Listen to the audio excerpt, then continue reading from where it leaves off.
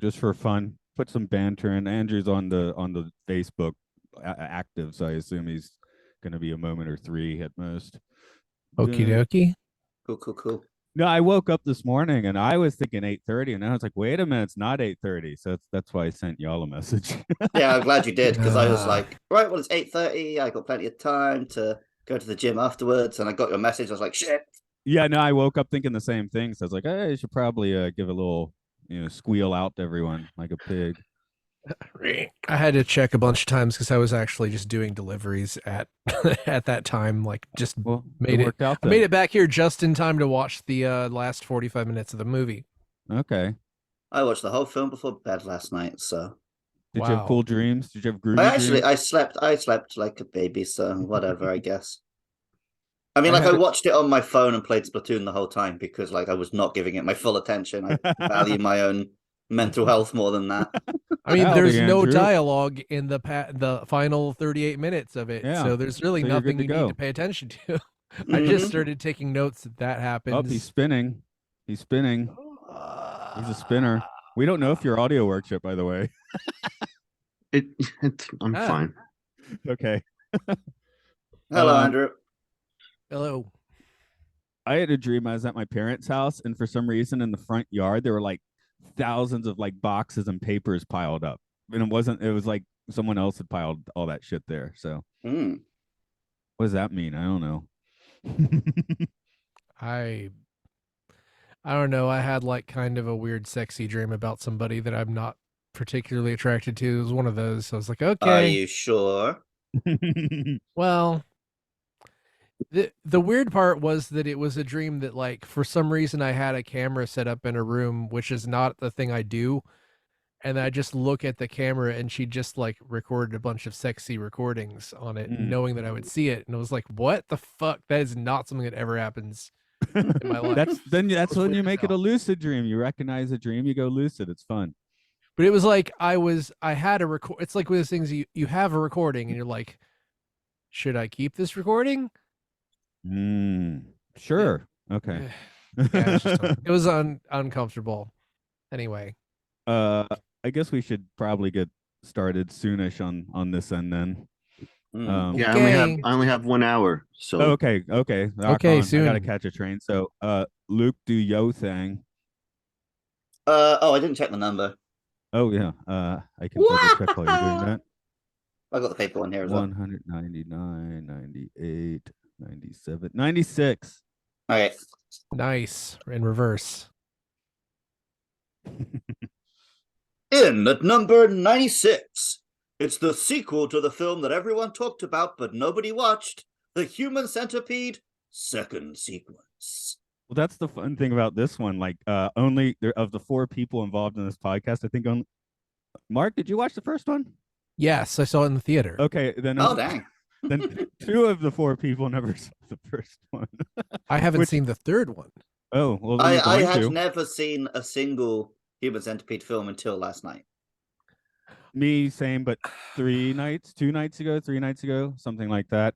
Hi, we're keeping our names somewhat biblical. It's always somewhat biblical around here because it's Matt. It's Mark. Oh, fuck you, Mark. and it's Andrew who did not write. He was too lazy to write a book of truth, but of good news. But He's don't probably in understand. the Book of Mormon or something, Or right? he's probably in like the Dead Sea Scrolls or whatever, but then it said something the Catholics didn't like, so they destroyed it. Ironically, you are the one writing a book. yeah, it's true. I'm always writing a book, they just never go anywhere. Oh, Yeah, just like I'm always making an album. anal bum. Yes, ain't no bum. So Very so relevant here. when I was planning out the podcast, Andrew, you basically I called it, but we decided you're basically this podcast bottom bitch, right?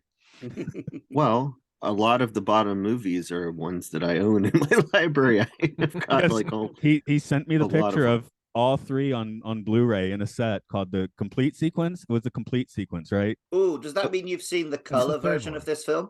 Yes. Is the color version better because it felt like the black and white was like filtered wrong. I mean, Like, it's I kind of wished I'd seen the color version after I found out it existed after watching most of it.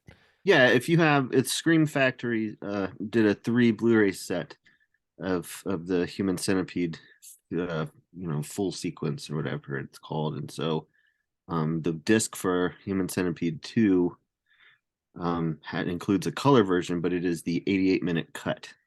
So it's a little shorter. It's just things that you know how they do. They just shave a little bit of time off of certain shots, so they're. So does that mean there's no long. version that exists which contains every shot and is in color? I mean, there must be.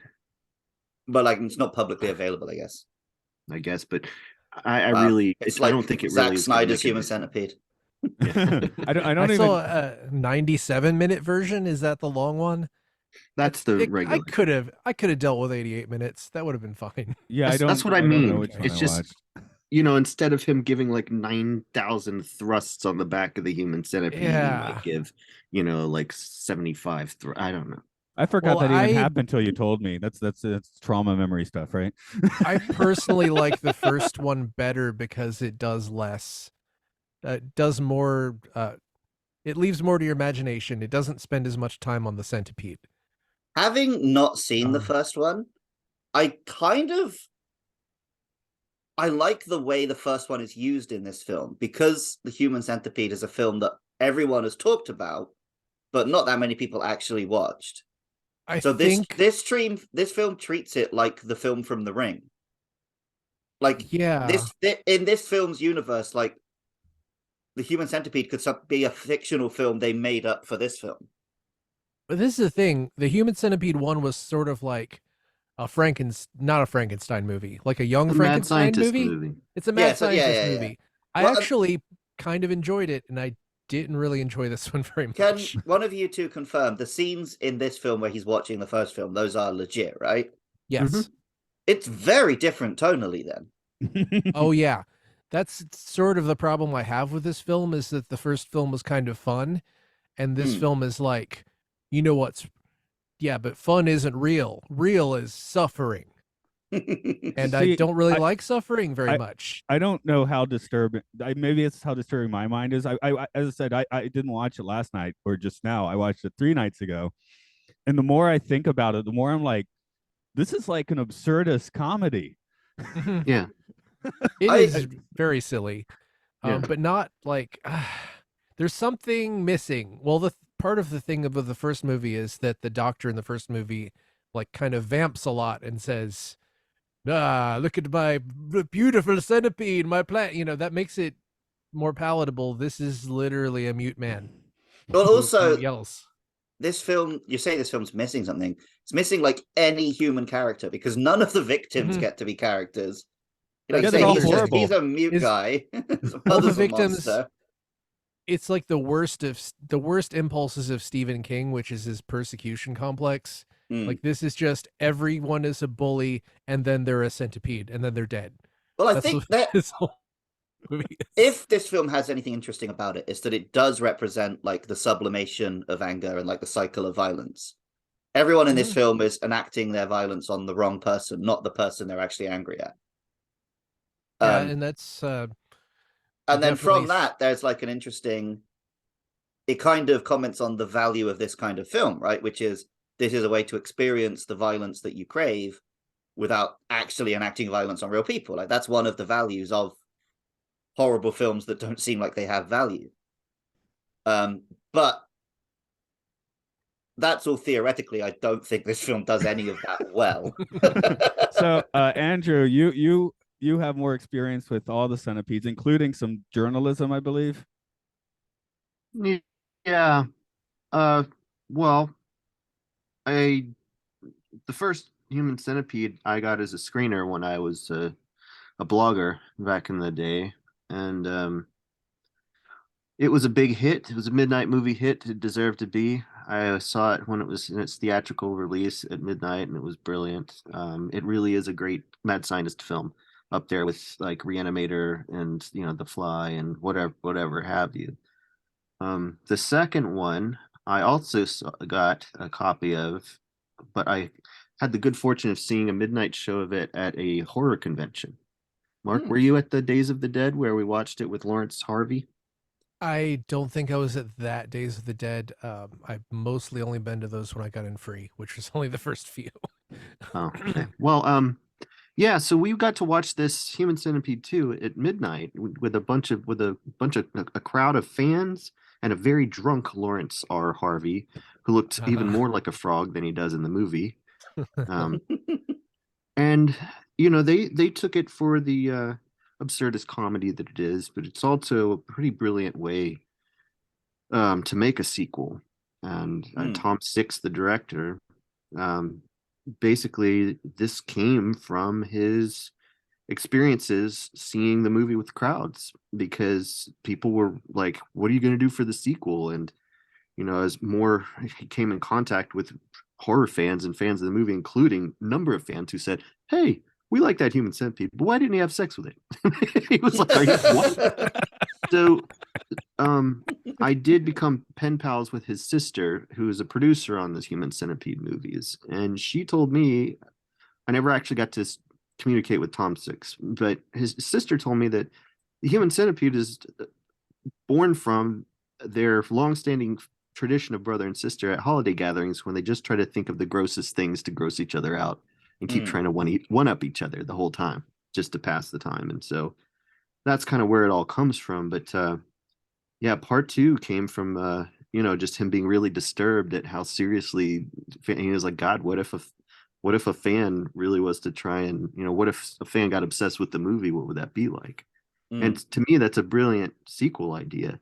Human Centipede 3 circles back around to the cinematic sort of schlock quality of part 1, but includes the absolute violent, disturbing depravity of part 2. So you've got the worst of both worlds, including because Dieter Laser comes back, who's of course now dead in real life, unfortunately, but he comes back as a character called Bill Boss. So 3 is one is a mad scientist movie, 2 is like a I don't know, like Tetsuo or Eraserhead, like like an almost avant-garde comedy, and then 3 is a prison experiment movie. I think one of the we are getting to 3 on this list, right, Matt? We are. I'm sitting here looking at when it is, because it's pretty high on the list. Yeah, it God could be help a you while. when you get to Human Centipede 3. It is I've rewatched 1 and 2 a lot, but 3 I haven't had the guts to revisit. It really is yucky. That'll be our Happy New Year 2026 will be the Human Centipede. Oh my God. Coming between It's a Wonderful Life and Life is Beautiful. I mean, saying coming between in this context is like shitting between.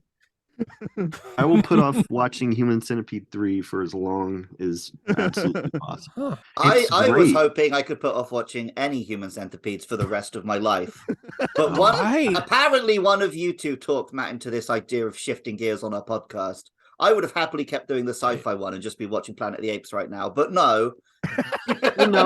It's so much more entertaining, though. What Matt is doing is giving me the opportunity to talk about a lot of my favorite stuff, which just happens to be a lot of the movies people think are the worst ever made. But I love them. I'm not here to make fun of them. I'm here to champion them, if nothing else. So. Let me quickly do the summary if someone wants to listen to us talk about it and maybe not watch the movie. But okay. I quickly there are those people. I do have to talk about last week when I was on Zoom with my dad, and I was like, "Yeah, I gotta watch Human Centipede 2 this week for a podcast." He's like, "Well, don't tell anyone you watched it." I'm like, "Well, it's gonna be a podcast. It's gonna be public." He's like, "Well, don't tell anyone you're related to you watched it." What? It's like Dungeons and Dragons, like you do it and you're satanic. Like, no, you're not allowed to touch it. Yeah. So well, especially in the Britain, apparently. Oh yeah. I'm sure we'll get into that in a bit. Here's a story for you. Martin is an emotionally disturbed man who works in a London parking garage and is obsessed with the film The Human Centipede. In fact, he'd like to make a 12-person version. His home life is awful, as his father is in prison for sexually abusing him and his mother hates him for it. Martin sees about renting a warehouse for his Centipede project and makes a down payment by murdering the landlord. He then goes about bludgeoning people in his parking garage with his crowbar and storing them in the warehouse. To make the whole thing authentic, he invites Ashlyn Yenny from the first film under the false pretenses of auditioning for a Quentin Tarantino movie. Meanwhile, Martin's mother decides a murder-suicide is the answer to all their problems, but she just ends up getting bitten in the face by Martin's pet centipede and receiving a new hole through her head, courtesy of Martin's crowbar. Time to make the centipede. Turns out Martin has no idea what he's doing, using hardware tools, staples, and duct tape to commence with the surgery. 2 of his victims seem to die in the process, and Martin only gets a 10-person centipede. Even chili and laxative injections can't get the thing to feed correctly, resulting in an ESS, which is the medical acronym for an exploding shit situation.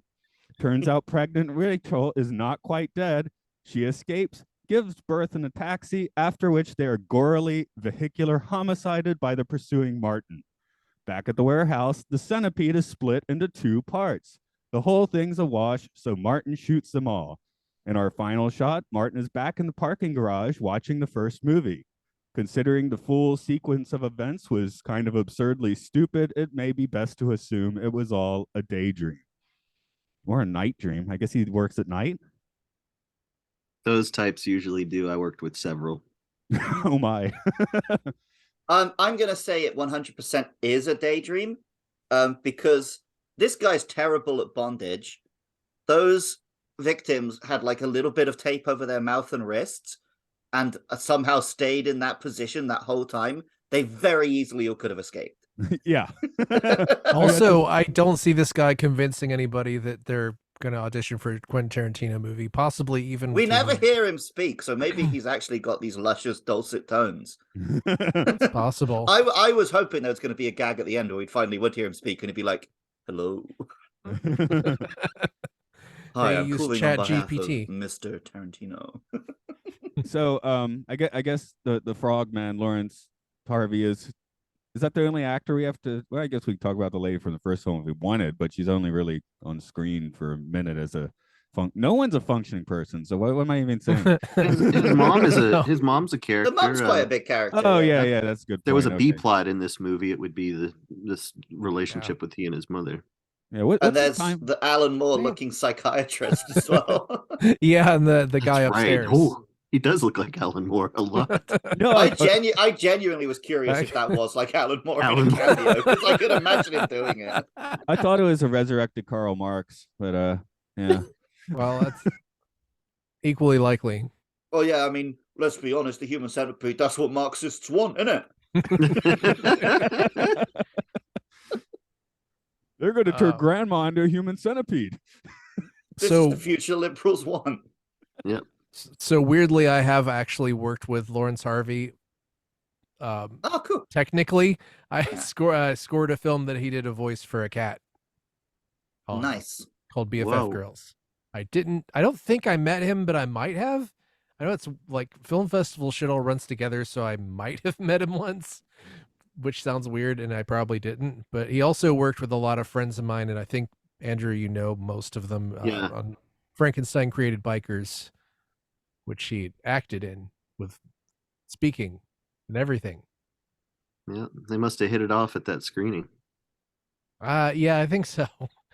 Apparently he stayed drunk. Anyway, he was very friendly. But yeah, we're only like 7-8 episodes into this podcast or whatever. I didn't count, and we've already out-creeped Peter, Lorre, and M, which I don't think we thought was going to happen. I actually, this film reminded me a lot of M, perhaps because the black and white and the fact that the main protagonist is, you know, the monster. No one else is really a character in the film. But we talked in M, right, about how that film comes dangerously close to being something horrible, but avoids it. This is the film that happens if you don't take those steps to avoid it. Yeah, this is the film that everyone wanted to see, who was like, why don't you show any of the child killing? This is their film. That's the only difference between Fritz Lang and Tom Six. Mm-hmm. Exactly. Well, and also the original Human Centipede, if you go up and watch, it takes a long time to get to the Human Centipede. And you have to really be into Dieter Laser's acting, which I am, and that's the reason to see Human Centipede. He's brilliant. One of my favorite this side of Udo Kier in terms of that, but there's not as much Human Centipede as I would have wanted. Matter of fact, the first time I saw it, I was a little like, oh, come on, you know what I mean? Like, I really wanted more Human Centipede.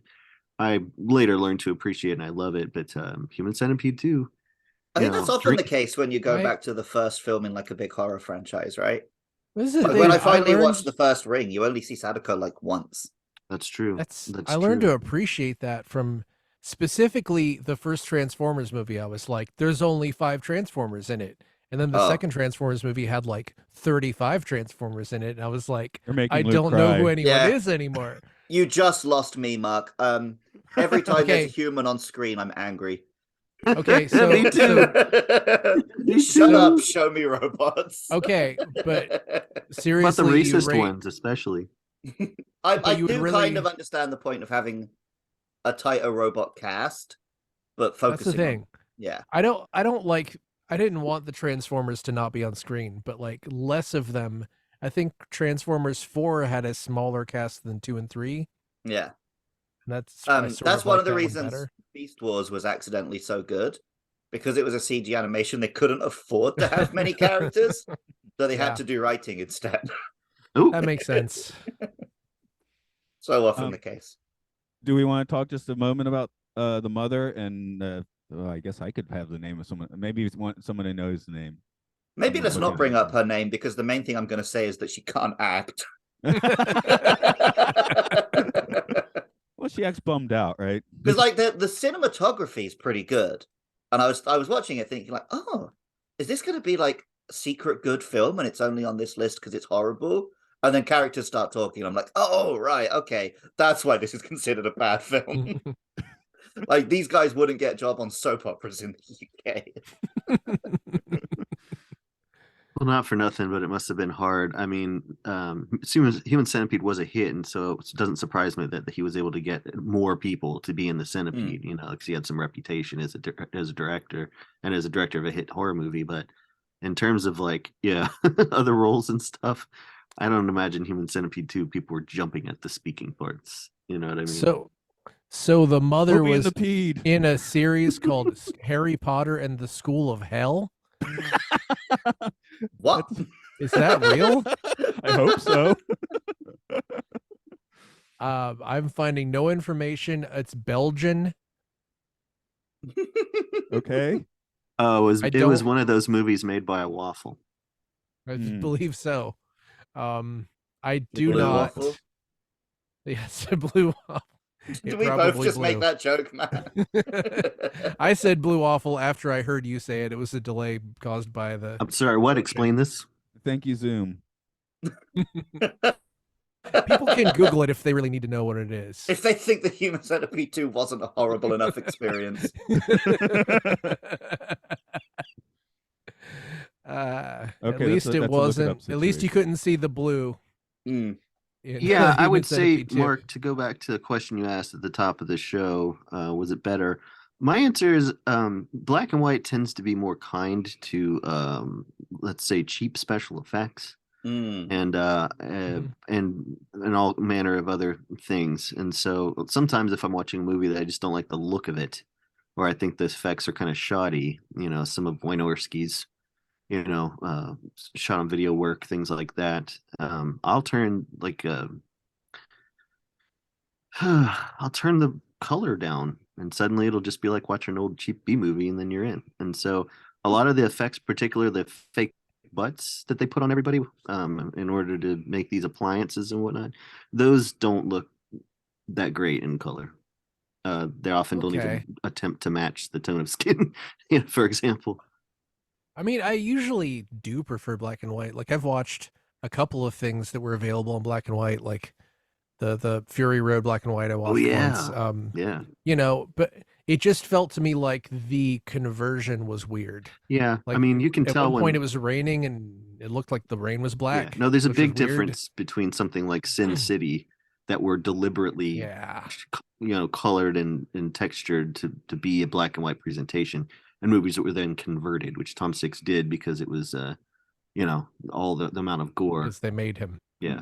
Well, next week on this podcast is Citizen Kane, where I am going to say, because we've already recorded, that every shot in that movie looks like a nice art photo, right? Whereas everything, this is kind of the opposite. Not enough poop That's in true. Citizen Kane, though. Unless You you're- notice that this movie does have the poop is in color. That's a tribute to Schindler's List. Oh. Well, they made Orson Welles cut a lot of the poop before they let him put it out. It was just like Charles Foster Kane just shitting in an elevator for about 5 minutes. In the Yeah. middle. What might have been. I was just looking at the wiki, so I must have read this somewhere Orson else. smells. I read this on the IMDb, but so I forget what the concoction was, but on set it was some mixture of like mole sauce and chocolate and stuff, and it was apparently delicious. And the extras continue to get Yeah, people were it's snacking very on it. Very close to what we used in our film Hero Cookie, or not Hero Cookie, I'm sorry, our film Kill the Movie, which turns 20 this year. We have a character be choked to death on their own diarrhea. And so apparently there was a miscommunication with the effects, and nobody made the fake diarrhea. And so we had to make some in the kitchen, and the ingredients that Tom Six used very similar to what we did. We had chocolate milk, chocolate syrup, and crumbled up Chips Ahoy. So Sounds delicious. that does help watching the final scenes in this movie, the last 30 minutes, when you're like, well, at least it's delicious. To me, it was like the gore didn't bother me as much as the people screaming. Like at Well, some bothered point, him too, didn't it? yeah, it just reminds me of a period of horror where I was sort of checked out a little bit because God. yeah. Sorry, I've been playing the same level of Splatoon for like the past 6 hours. And I just finished it. Jeez. That's like the Victory. They still have that system where you have to pay to try levels, right? Yeah. But you make that enough makes me points crazy. doing the level to pay for it over and over. So it doesn't actually. I've actually made like 8,000 points profit from failing this level so many times. I understand that, but in the back of my brain, I'm like, I can't afford this. I can't afford doing this anymore. I was just happy for the second where I thought Luke got that excited about eating fake shit. I did too. One of my mother's uncle, so does that make him like my great uncle? His party trick was he would mix some like chocolate cake and brandy in a child's potty. All right. And then like walk into the room eating it to like freak people out. Well, That's great. yeah, they have the curry places, right? Where it's like you're eating out of a toilet. Yeah. Yeah. What can we go there next time in Japan? I guess. I think they're in China. There's probably one in Japan Oh. somewhere. No, here's a question That sounds so Japanese. while It does. we're talking about shit. Just to clear up some. This is a complete tangent, but I know Okay. Andrew and Mark, you guys have been on Pirates of the Caribbean: The Ride. No, I have not. Oh my God, you haven't? Okay. Do they have elaborate pilots that shit now? No, I just want. Okay, I'll just ask this to Andrew then. Does The Amber dirty- Heard come along and the captain has a contentious relationship with her? I'm asking about the Dirty Foot Pirate. He's been there since the late '60s, well, early Yes. '70s in Disney World. Is that mud or shit on his foot? Well, now that you mention it, I didn't think a lot of it, but why don't we go for shit? Okay, great. Okay, that tangent complete. Now, But it has to be in black and white. You're more because- likely to get shit on your foot on a pirate ship than you are mud, to be well, fair. I think Especially if you're on the poop pigsty- deck. Ah! Wow, what if there was a Human Centipede pirate film? That would be great. Oh, okay. Here's something I did like. It is horrible, but I mean, everything in this movie is kind of horrible. This movie did have some like class A fart sounds on the soundtrack. Mhm. Oh yeah. Whatever that was, the one time when the staples break loose from the ass and the shit hits the camera lens, The chocolate. that's pretty good. Or chocolate, yeah, Great. that's pretty funny Don't forget it's delicious. Yeah, and there's a whole- delicious. There's a whole bonus feature on the Blu-ray that shows the Foley work. That was how it was done. And it's mainly a big slab of meat being stabbed, microphone being close to it, and it just, poor guy. So So Can we punch logic holes for fun? Oh, first, I'm just going to say the one scene that I did just horror love was Mother getting killed was just a fantastic horror movie murder scene. Because we got the centipede in the face first, which is funny as shit, and and then she gets a hole in her head with the crowbar, which leads me to note that he's beating his people to death before he can centipede them. Yeah, there's no way they all survived a crowbar to the head. No, the Human Centipede 2 drinking game is drink every time Martin uses a crowbar. I was kind of making sure not to ingest anything while watching this. Oh, I ended up eating eventually during it. No, I deliberately watched this after I was done with my dinner. So what did you eat, Mark? I ate some of this trail mix that has like unhealthy cranberry chocolate. Oh, Ocean Spray makes it. It must be healthy. Yes, I feel great. I feel like garbage, but yeah, you're meant to drink oceans, right? They're good for you. Yeah. Yes. All that salt. Everyone says. You get your sodium. Water everywhere. Now we can have a drink. I did also like that. I actually, this is the only time I rewound the movie a little bit just to make sure, and I needed to get the number that the first dialogue in this movie is just fuck 5 times. So yes. that's class. Yeah. Well, let me get into my whatever Mark's neurotic corner. Go. I kind of hate meta movies, and I kind of hate that this makes the first Human Centipede movie non-canon. This is sort of like a New Nightmare. I'm pretty sure everyone here likes New Nightmare. It kind of bummed me out that New Nightmare made Freddy not real. I've seen the first Freddy movie and Freddy versus Jason, so that's my extent of Nightmare on Elm Street knowledge. Oh, well, yeah. New Nightmare would still make Freddy versus Jason non-canon, I think. So the first one is just a movie. The second one is this daydream. So the unfortunate conceit is there are no actual human centipedes. There are no human centipedes until we'll find out in 2026 if there are human centipedes. But something tells me that how long centipede is probably even harder to pull off than the 12er. I'll bring this up again in 2026, but they should have called the last one the human millipede. That would make sense. Yeah, you don't need a 3, but I guess it's marketing. Well, it's like, is it ever a human centipede if it has less than 100 appendages? You need at least 25 people, right? Maybe that's what the third one is. 25 people? No, it's like hundreds of people. It's a prison. Okay. Yeah, millipede. You have to cram them really close together because a millipede is more like a compact thing. Well, we are in fantasy, so let's stick to logic, shall we? Exactly. Okay. I don't always like a meta film, but in this context, I think it works. You don't like it. I think that if I'd had more fun with this one and less fun with the first one, it's just that's sort of the thing. Is Lawrence Harvey is great in this. I don't want to like shit on his performance at all, but Dieter Laser is like transcendently great as a centipede making guy. I'm sorry, since we're not going to go over it on this podcast, I might as well spoil it. There's a scene where he's just like chasing somebody. He's chasing the centipede, and it like climbs up the stairs, and it leaves some blood, and he just stops to like lick the blood off of one of the steps. Stairs.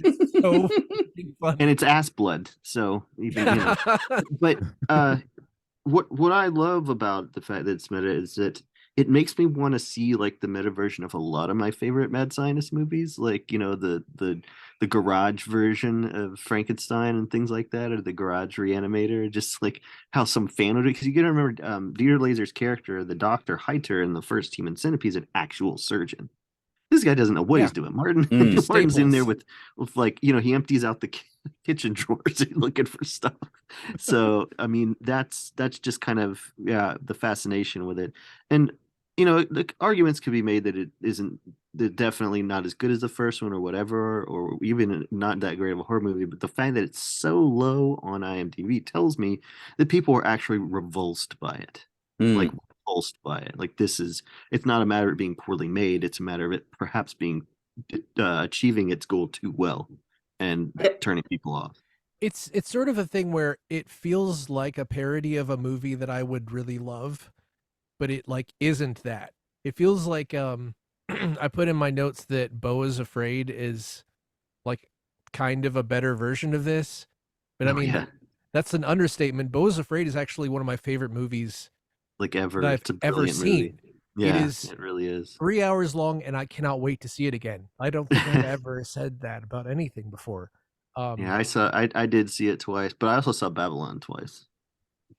Babylon. Which one is that? Early this year, Brad Pitt. Yeah, it really looked like it wanted to be an Oscar Robbie, movie. Yeah, it looked like it Yes. wanted to be an Oscar grab, but it's more close to a Showgirls grab. It's like the Oh, closest man, I thing wanna anyone see did it. to Showgirls. You get arrested for a Showgirls grab, especially in Yeah. Vegas. No, it's that level of high budget skis. I mean, I want to see that now. I should share how I actually watched this movie, which I just decided I didn't want to probably watch it all at once, and that's in great part because of its reputation, right? Hence the low IMDb. So I'd watch 15 minutes of this, and then I'd watch 15 minutes of Buster Keaton, and then 15 minutes of this, and then like 15 minutes of Buster Keaton. I actually said, what if this was a Despicable Me live action movie and you just put Minions into it? And that's great. Fabio's grew. I guess I want to see all these things. Well, you can do the Buster Keaton thing because you just have to. They're all on YouTube, right? Yeah. Just get Buster Keaton reaction shots. Just cut him in, react. Few That'd stunts. be great. Yeah, like the centipede just misses him when it's falling over or something. And then the baby gets squished under the gas pedal. Right. But it's like for instance, The Lighthouse was my favorite movie of 2019. Yeah. I love black and white movies with people alone losing their shit in a room alone. It's just great farts in that one too. Hell yeah. Great lobster in that. Lobster jokes. But basically, and masturbation too.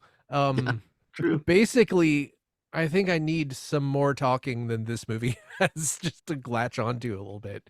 I want to hear like what everybody thinks is like the grossest part of this movie. Like what you felt with the grossest moment or most disturbing moment. I think the part where he was cutting the knee off. For me, yeah. For me, it was the teeth. Busting the guy's teeth out. I think because it's so. It's not that difficult to imagine it happening, That part, like some of the other stuff is it's so outlandish that I can't like picture it happening. Sure. Whereas the teeth bit is just like, ugh, I could feel it. Yeah. I think I'm a little like Andrew that once we get to the last third of the film, I'm basically thinking about how they did it more. So I know that guy still has his teeth, so that didn't disturb. So and maybe because it's not such an effect, I was just thinking masturbating with sandpaper. Just fuck that. Don't fuck that. Excuse me. I had to tell for that one. I had to tell myself it is something fluffy that looks like sandpaper. I couldn't even deal with it. Give all the shit blood. I was like, okay, I know how they did that. I know the shit is delicious, right? But it just didn't occur to me. We're looking at the little winky in the sandpaper. I'm like, no. Well, I love when he's outside with the van scene, because he just got done doing the barbed wire around his penis, and so he's running around and it just is near a little nub there with all the. Oh yeah, that too, of course. Sorry, pretty funny. That was another erased it from my memory. Just remember the sandpaper. I don't think I noticed the barbed wire at all. So are you kidding me? There's a good close up of him putting. Now it that on. he mentioned it, I started to tune out at some point, and I think I just like missed it. Oh, that's great. Because I'm trying to do less of. I'm trying to pause movies less when I take notes because it tends to just make everything take like forever. So I pause it. I don't need notes. I've seen this movie several times.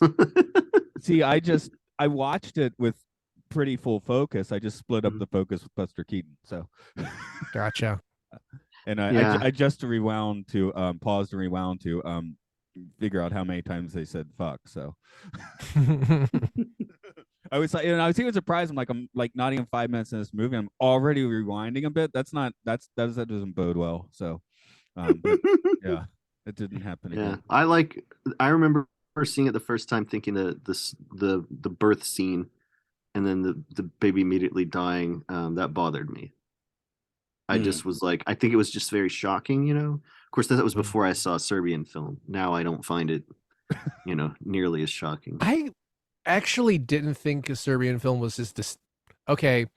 Maybe a Serbian film is more disturbing than this, but I think there were moments in Serbian film where I was kind of like, I thought that I took the newborn porn thing in Serbian film as like a total joke fake scene. I Oh, don't well, know it if looked that's very actually what it's fake meant to on be. purpose. I think they made it look Yeah, shittier on purpose to I thought soften it. how gross it was. I thought it was supposed to be fake within the context of the film, but Hey, Luke, we um, don't have to watch that one. I checked. Good. I wouldn't recommend that's any. yeah, that's one of those. It's well made enough, but I think it is overstated how gross that is, and this maybe was understated. Yeah, no, there's a Spanish movie called Trauma that I think is actually worse than Serbian film. But it all comes down to what you're. Right.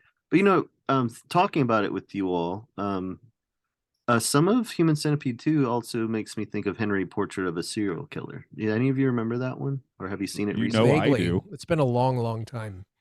Oh, Nope. did we watch that when we were kids, Matt? Because we were like 13. You're like, I have this NC-17 Oh, right. videotapes. Of Yeah. course we watched it. Okay. Yeah, that's a rough one. Bad Lieutenant. Oh yeah. Yeah, Not well, as good as Bad Lieutenant, Port of Call, New Orleans. No, Port of Call. Oh man, I love that movie. I hope That that's on the movie list. rules, It's doesn't not, it? It's not. unfortunately. But the You thing choose it for your about birthday. okay, I think a Serbian film, like it seems like it was designed specifically to make people talk about it in hushed tones, like it was the worst thing they've ever seen, and that makes me want to say it's not that bad because I hate that shit. I yeah. just yeah, I don't like people like being the arbiter of their own legacy, being like this is Oh, the yeah. most. That's No, part of I the think they're cool calling thing the about Tom edgelords, Six right? is that Tom Six did this with his own. He made his own movie. He sort of, in a way, is shitting on his own legacy with this movie, which is kind of awesome.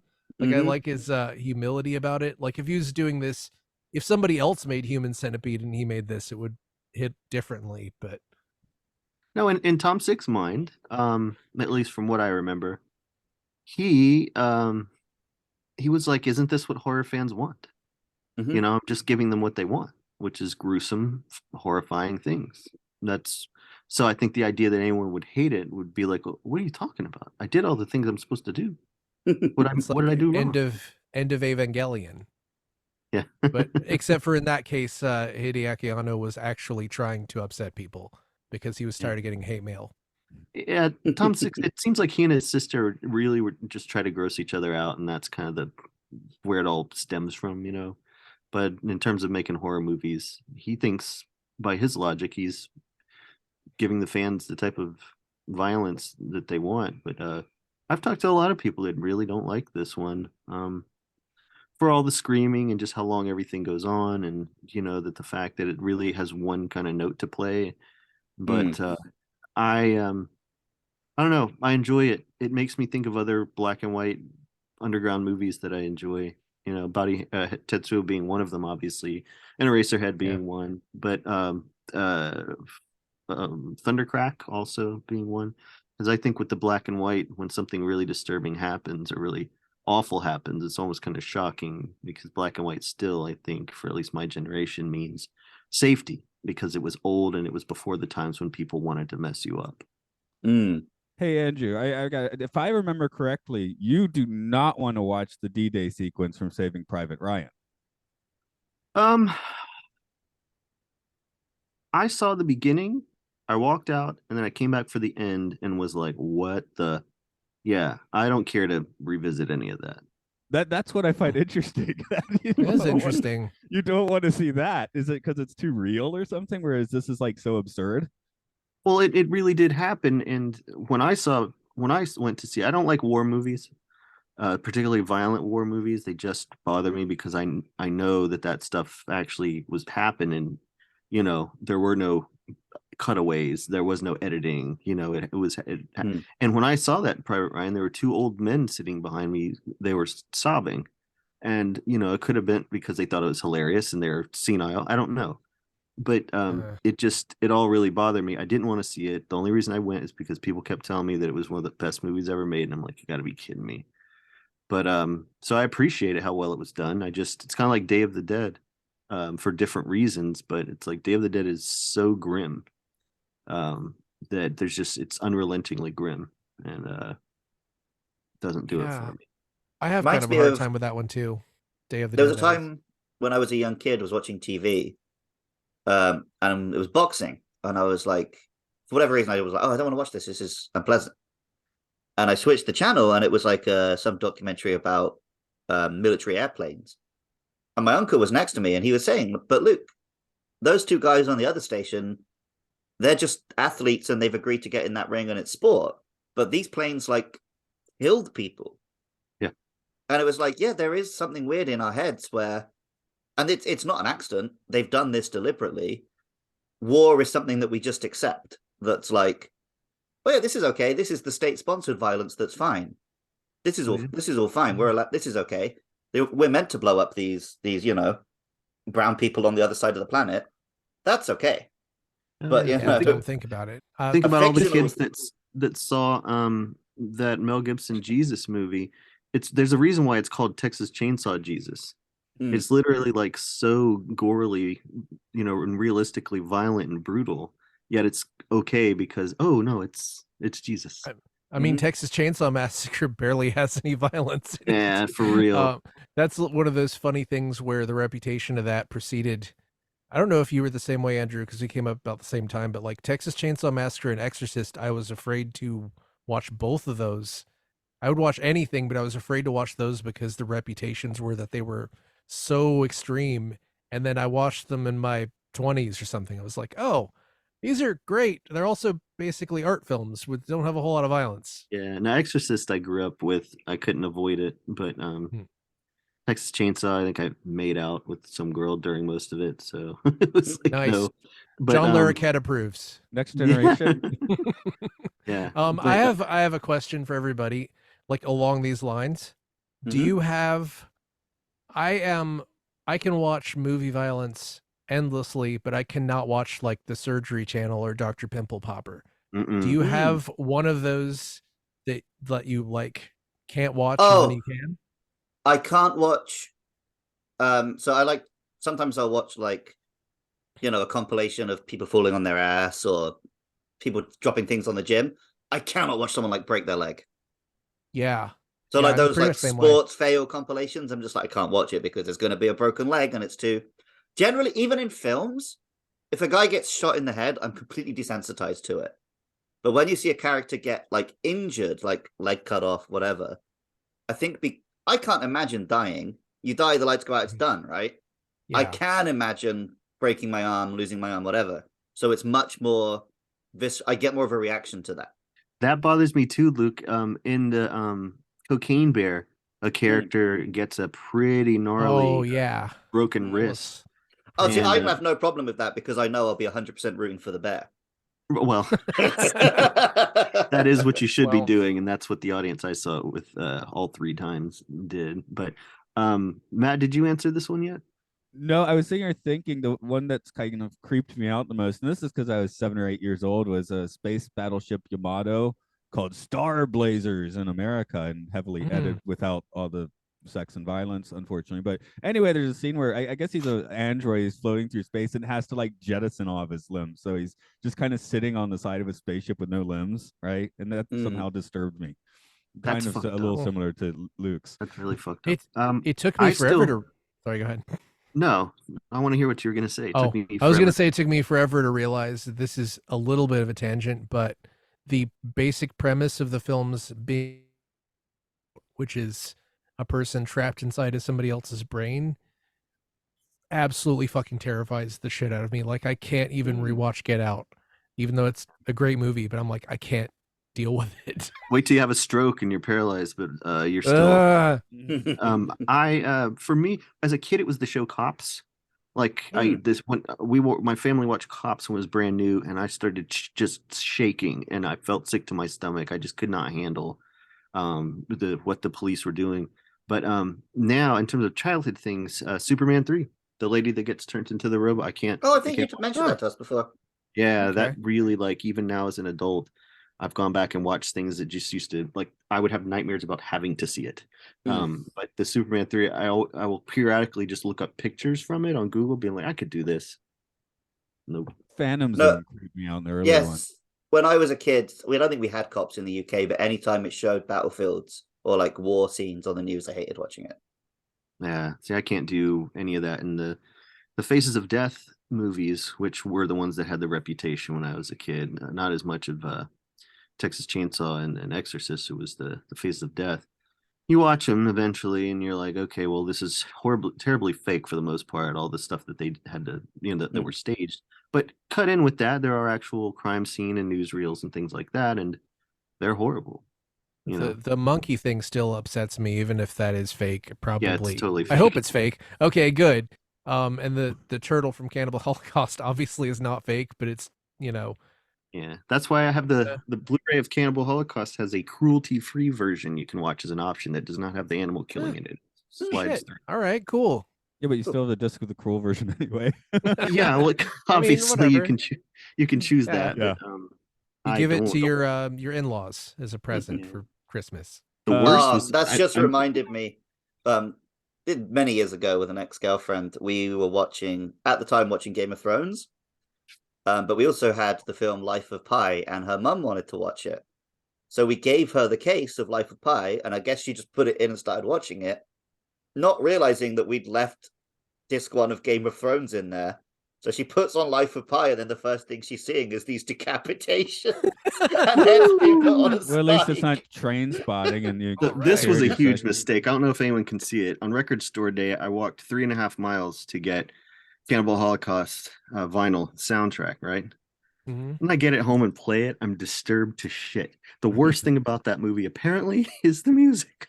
Like, oh god, as they'll call it buyer's remorse, I think it is.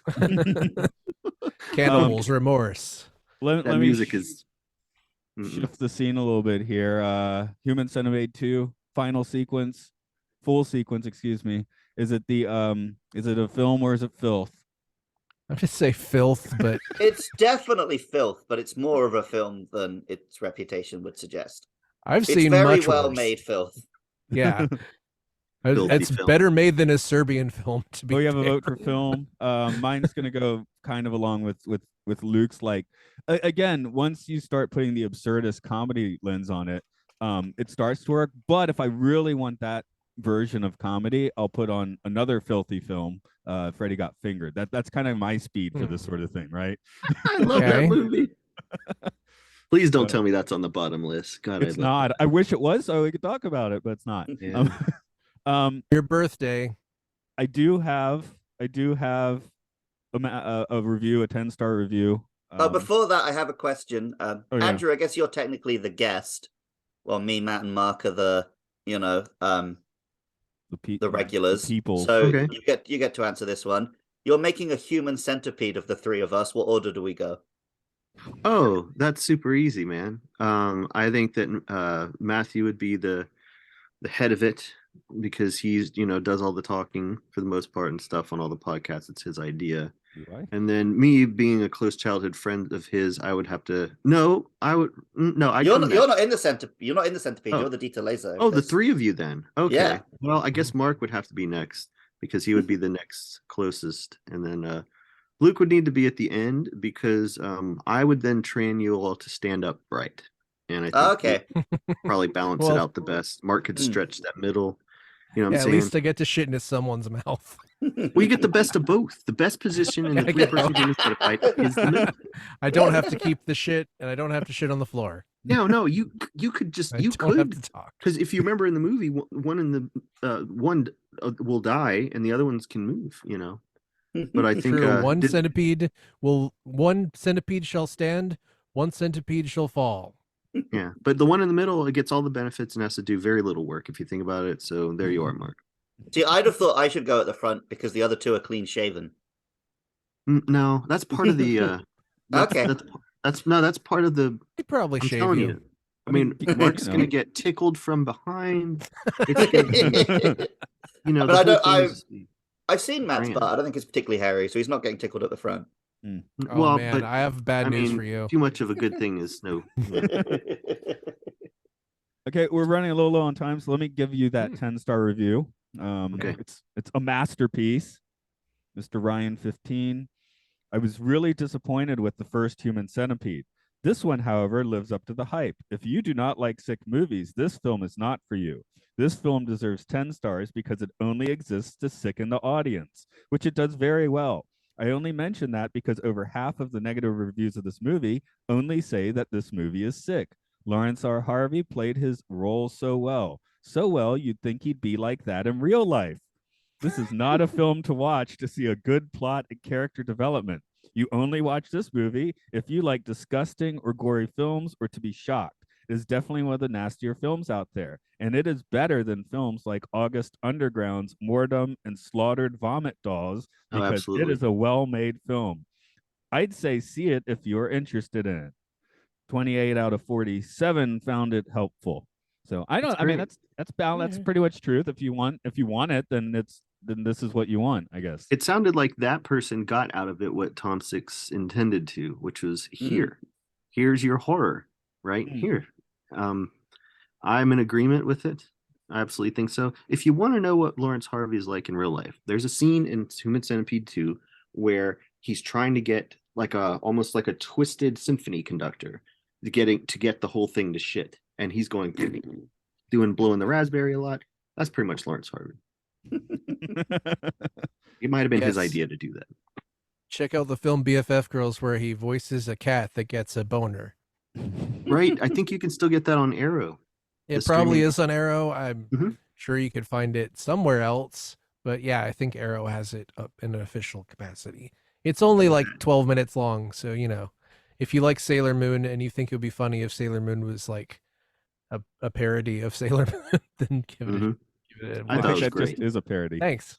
So, Andrew, where can we find your movies? Gonzoriffic.com, Gonzoriffic. We currently have for sale the movies Jigsaw, which is our 2022 mixtape, and it's the old good Space Boobs in Space.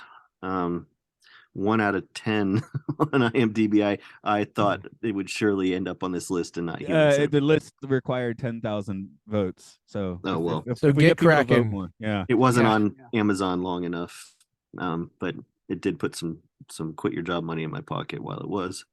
But yeah, so those are the things out. And yes, I'm currently working on a book tentatively titled Everybody's that I'm hoping will be out by the end of the year. Okay, Mark, are you doing the thing now? Who does the thing now? I could do the thing today. You can find us on patreon.com/podcastio. You can throw us a few dollars for hosting, maybe find some outtakes there. We really appreciate it. We're just trying to keep the lights on at our podcasting studios, homes, at our homes. Studios. We have multiple. Check out our other fine podcasts. Hyrule Field Report for a field report on Hyrule. Time Enough podcast for a podcast about the Twilight Zone. Occult Disney for your occult Disney desires. I didn't say needs. Game Show. Luke Loves Pokemon for Luke Loving Pokemon. And In Prison of the Prisoner Prison Cast. That's finished now. You can hear the whole thing if you want to. Yeah, you can hear the whole thing. It's a full sequence of the prison. Well, that's the third one, isn't it? I should have taken notes because one comment, the 2001 Space Travesty episode. No one had seen Wrongfully Accused. I think I might have. I wasn't sure. Wrongfully I've seen Accused the train bit.